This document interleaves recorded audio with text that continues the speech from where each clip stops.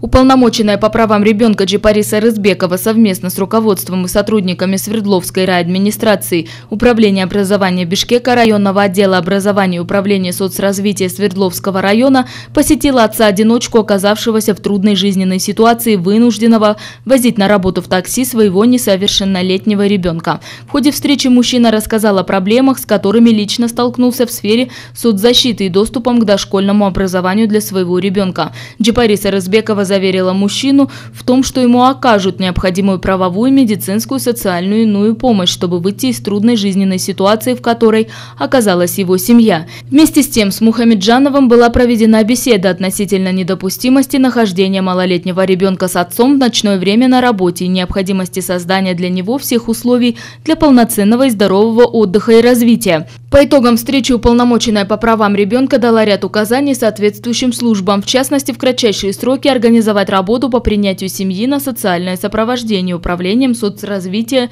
составлением плана индивидуальной работы с семьей, предоставление места в дошкольной образовательной организации для ребенка и решение вопросов по назначению государственных пособий и других.